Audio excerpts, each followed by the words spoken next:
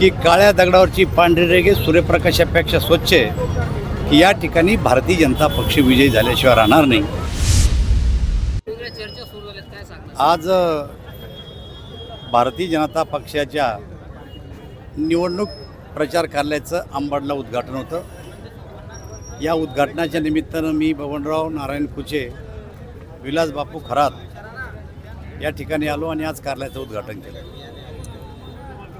प्रचार कार्यालयाच्या उद्घाटनानंतर जाहीर सभेमध्ये लोकांच्या चेहऱ्यावरून, त्यांच्या बोलण्यावरून आमचं असं लक्षात आलं की काळ्या दगडावरची पांढरी रेघे सूर्यप्रकाशापेक्षा स्वच्छ आहे की या ठिकाणी भारतीय जनता पक्ष विजयी झाल्याशिवाय राहणार नाही, हे आम्हाला आजच्या या सभेतून दिसून आलं। आणि मला असं वाटतं की तुम्ही जो प्रश्न विचारला की तुम्ही तिसऱ्यांदा एकत्र आले नाही, आम्ही आता कायम एकत्र आलो आणि एकत्र आलो ते पार्टीसाठी आलो।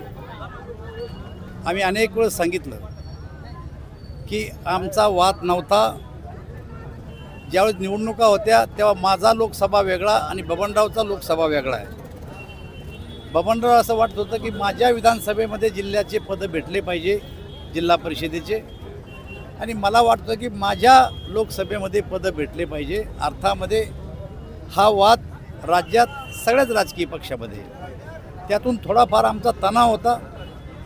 भांडण आमचं नव्हतं, भांडण कार्यकर्त्यासाठी होतं। आमच्या निवडणुकीत आमचं मिटलं नाही, पण कार्यकर्त्याच्या निवडणुका आहेत आणि आम्ही दोघंही ज्येष्ठ आहेत। आम्ही दोघांनी असा विचार केला की आपलं काय व्हायचं होऊ द्या, पण आता कार्यकर्त्याच्या निवडणुका आहेत। कार्यकर्त्याच्या निवडणुकीत आपण एकत्र आलं पाहिजे आणि कार्यकर्त्याला जिंकून जी आपली छोटीशी पार्टी होती ती आपण दोघांनी मिळून मोठी केली। आता यापेक्षा ती पार्टी मोठी केली पाहिजे। पूर्वी जालना जिल्ह्यामध्ये मी एकमेव आमदार होतो, आज भारतीय जनता पक्षाचे 3 आमदार आहेत आणि त्यामुळं ही पार्टी आता नंबर 1ची पार्टी जालना जिल्ह्यातली आहे। मागच्या काळात 23 जिल्हा परिषदेचे मेंबर एक आमचे असूनसुद्धा सर्व राजकीय पक्ष एकत्र आले आणि त्यांनी आम्हाला बाजूला ठेवून जिल्हा परिषदेची सत्ता हस्तगत केली।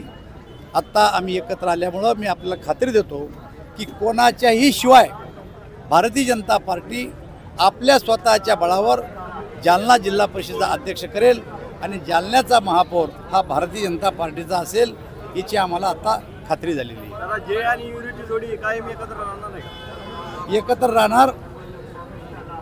अर्जुनरावांनी सांगितलं एकत्र आल्यामुळे तुम्हाला असं वाटतंय का की आपली मतं आता घट्ट झाली आहे आणि कुणाला याचा त्रास झाला? आम्हाला त्रास झाला असेल तो आम्ही सहन केला।